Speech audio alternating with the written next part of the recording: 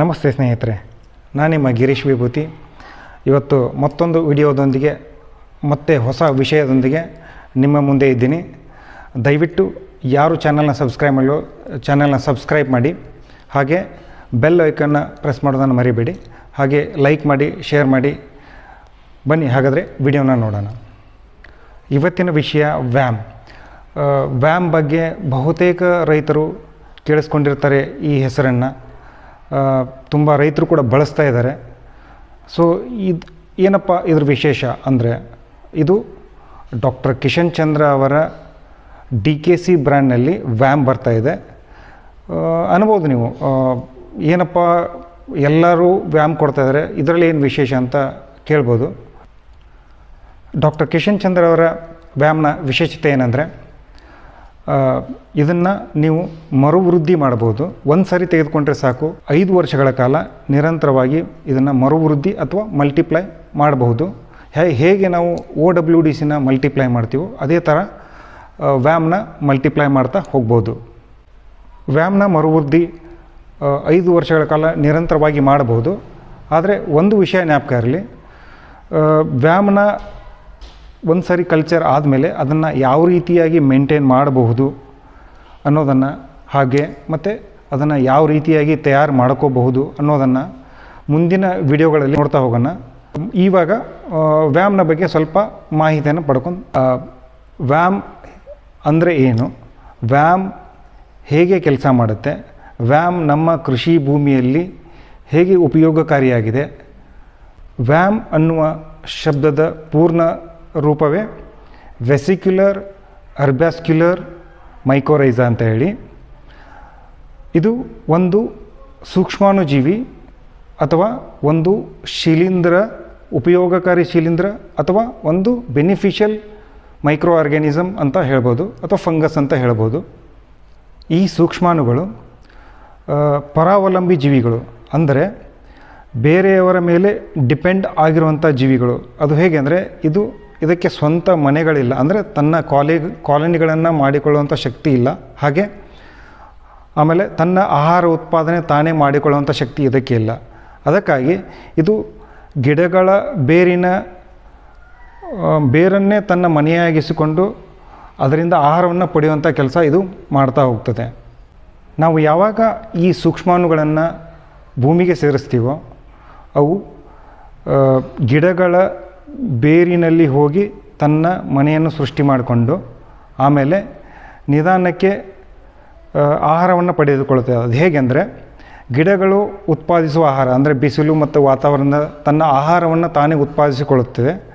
ಅದರಲ್ಲಿರುವಂತಹ ಆಹಾರದಲ್ಲಿರುವಂಥ ಗ್ಲೂಕೋಸನ್ನು ಮಾತ್ರ ಇದು ತೆಗೆದುಕೊಂಡು ತನ್ನ ಜೀವನವನ್ನು ಸಾಗಿಸ್ತಾ ಹೋಗ್ತದೆ. ಅದಷ್ಟೇ ಅಲ್ಲದೆ ಈ ಸೂಕ್ಷ್ಮಾಣುಗಳು ಬರೀ ತಿಂದು ಉಂಡು ಕೂಡದೆ ಗಿಡಗಳಿಗೆ ಸಹಾಯ ಕೂಡ ಮಾಡುತ್ತದೆ. ಅದು ಹೇಗೆ ಅಂದರೆ, ಇದು ಗಿಡದ ಬೇರುಗಳನ್ನು ಉದ್ದವಾಗಿ ಚಾಚುವಂತೆ ಮಾಡುತ್ತದೆ, ಹಾಗೆ ದಟ್ಟವಾಗಿ ಆವರಿಸಿಕೊಳ್ಳುವಂತೆ ಮಾಡುತ್ತದೆ. ಹಾಗೆ ಬೇರುಗಳ ಸುತ್ತ ಬಿಳಿ ಬೇರುಗಳ ಸಂಗ್ರಹಣೆ, ಅಂದರೆ ಬಿಳಿ ಬೇರುಗಳ ಯಥೇಚ್ಛವಾಗಿ ಹರಡುವಂತೆ ಮಾಡಿಕೊಡುತ್ತದೆ. ಇದರಿಂದ ಏನಪ್ಪ ಉಪಯೋಗ ಅಂದರೆ, ಯಾವಾಗ ಬೇರುಗಳ ಬೆಳವಣಿಗೆ ಆಗುತ್ತದೆ ಆವಾಗ ತನ್ನಿಂತಾನೇ ಗಿಡಗಳ ವೃದ್ಧಿ ಆಗುತ್ತದೆ. ಅಂದರೆ ಪೋಷಕಾಂಶಗಳ ಹೀರುವಿಕೆ ಜಾಸ್ತಿ ಆಗುತ್ತದೆ. ದೂರದಿಂದ ಕೂಡ ಪೋಷಕಾಂಶಗಳನ್ನು ಹೀರುವಂಥ ಕೆಲಸ ಮಾಡ್ತದೆ. ಪ್ರಧಾನ ಪೋಷಕಾಂಶಗಳಾಗಲಿ ಅಥವಾ ಲಘು ಪೋಷಕಾಂಶಗಳಾಗಲಿ ಅಥವಾ ಸೂಕ್ಷ್ಮ ಪೋಷಕಾಂಶಗಳಾಗಲಿ ಯಾವುದೇ ಇರಲಿ, ಅದಕ್ಕೆ ಯಾವುದು ಭೂಮಿಯಿಂದ ಬರುವಂಥ ಪೋಷಕಾಂಶಗಳನ್ನ ದೂರದಿಂದ ಕೂಡ ಹೀರುವಂಥ ಕೆಲಸ ಇದು ಮಾಡುತ್ತದೆ. ಹಾಗೆ ಇದು ಬರ ಮತ್ತು ಈ ನೀರಿನ ಕೊರತೆ ಇದ್ದಾಗ ಇದನ್ನು ಬಳಸೋದ್ರಿಂದ ಇದು ಏನು ಮಾಡುತ್ತೆ ಅಂದರೆ, ನೀರನ್ನು ಕೂಡ ದೂರದಿಂದ ಹೀರಿಕೊಳ್ಳುವಂಥ ಕೆಲಸ ಮಾಡ್ತದೆ. ಹಾಗೆ ಸ್ವಲ್ಪ ಸಂಗ್ರಹಣೆ ಕೂಡ ಮಾಡಿಕೊಂಡು ಸ್ವಲ್ಪ ದಿನಗಳವರೆಗೂ ಇದನ್ನು ನೀರನ್ನು ಗಿಡಗಳಿಗೆ ಒದಗಿಸುವಂಥ ಕೆಲಸ ಕೂಡ ಇದು ಮಾಡುತ್ತದೆ. ವ್ಯಾಮ್ ಇದು ಬೆಳೆ ರಕ್ಷಣೆಯಲ್ಲಿ ಕೂಡ ತುಂಬ ಉಪಯೋಗಕಾರಿಯಾಗಿದೆ.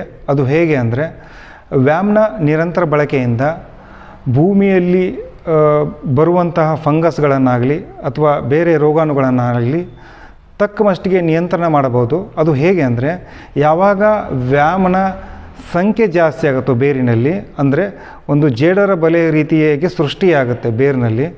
ಆವಾಗ ಬೇರೆ ಹೊರಗಡೆಯಿಂದ ಬರುವಂಥ ಫಂಗಸ್ಗಳಾಗಲಿ ಅಥವಾ ನೆಮಟೋಡ್ಗಳಾಗಲಿ ಅಥವಾ ಬೇರೆ ಯಾವುದಾದ್ರೂ ರೋಗಾಣುಗಳಾಗಲಿ ಇದರಿಂದ ನಿಯಂತ್ರಣ ಮಾಡುವುದು.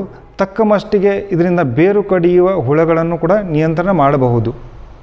ವ್ಯಾಮ್ನ ನಿರಂತರ ಬಳಕೆಯಿಂದ ನಿಮ್ಮ ಬೆಳೆಯ ಆರೋಗ್ಯ ಸಂಪೂರ್ಣವಾಗಿ ವೃದ್ಧಿಯಾಗುತ್ತದೆ. ಅದು ಹೇಗೆ ಅಂದರೆ, ಇದು ಅಂದರೆ ಬೇರುಗಳ ಮುಖಾಂತರ ಅಂದರೆ ಯಥೇಚ್ಛವಾಗಿ ಹರಡಿಕೊಂಡು ಪೋಷಕಾಂಶಗಳನ್ನು ದೂರದಿಂದ ಕೂಡ ಹೀರುವಂಥ ಕೆಲಸ ಮಾಡುತ್ತದೆ. ನೀರನ್ನು ಕೂಡ ದೂರದಿಂದ ಹೀರಿಕೊಂಡು ಕೊಡುವಂಥ ಕೆಲಸ ಮಾಡುತ್ತದೆ. ಹಾಗೆ ರಕ್ಷಣೆ ಕೂಡ ಮಾಡುತ್ತದೆ.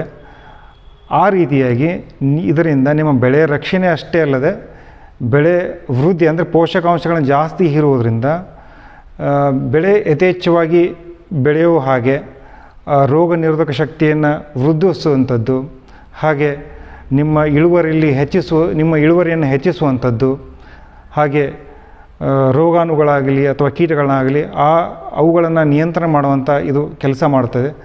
ದಯವಿಟ್ಟು ಇದನ್ನು ಪ್ರತಿಯೊಬ್ಬರೂ ಬಳಸಿ ಇದರ ಪ್ರಯೋಜನ ಪಡಿಬೇಕಾಗಿ ಕೇಳಿಕೊಳ್ಳುತ್ತೇನೆ. ನಮಸ್ತೆ.